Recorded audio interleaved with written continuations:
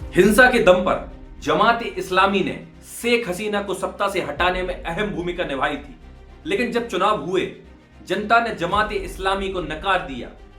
जिस प्रकार जनता ने कट्टा जमात-ए इस्लामी को सत्ता से दूर रखा, शायद ये भारत बांग्लादेश संबंध के लिए शुभ संकेत हो सकता है। ये सवाल सिर्फ बांग्लादेश का नहीं, जिन देशों में हिंसा के दम पर सत्ता परिवर्तन हुआ, क्या वहां इस हिंसा में जनता की सहमति थी या नहीं? यदि सहमति होती तो चुनाव परिणाम कुछ और होते। बांग्लादेश की राजनीति में अब एक बड़ा बदलाव देखने को मिल रहा है।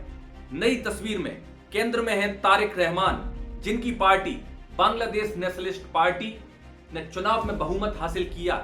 अब सरकार बनाने की जिम्मेदारी उनके कंधों पर होगी। तारिक रहमान का जन्म 20 नवंबर 1965 को हुआ। वे बांग्लादेश की पूर्व प्रधानमंत्री खालिदा जिया के बेटे हैं।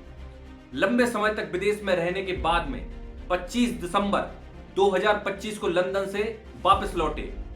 उनकी वापसी के कुछ ही समय बाद उनकी मां का निधन हो गया, जिसके बाद पार्टी की पूरी कमान उनके हाथ में आ गई। अब सबसे बड़ा सवाल यह है, क्या नई सरकार भारत के साथ रिश्तों को फिर से मजबूत करेगी?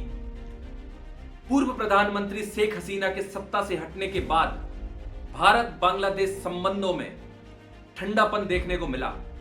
अंतरिम नेतृत्व के दौरान मोहम्मद यूनिस के समय चीन और पाकिस्तान के साथ बढ़ती नजदीकियां चर्चा में रहीं।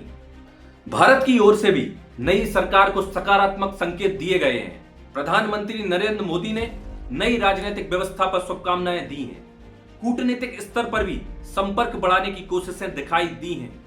अब चुनौती साफ है, भारत के साथ भरोसे को दोबारा बनाना, क्षेत्रीय संतुलन बनाए रखना, आंतरिक राजनीतिक स्थिरता कायम रखना, कट्टर और मध्यमार्गी राजनीति के बीच संतुलन बनाना। सवाल सिर्फ बांग्लादेश का नहीं है, दुनिया के हर उस देश में जहां सत्ता परिवर्तन, संघर्ष या हिंसा के माहौल में हुआ। असली कसौटी आखिरकार जनता का भरोसा और लोकतांत्रिक स्वीकार्यता ही होती है।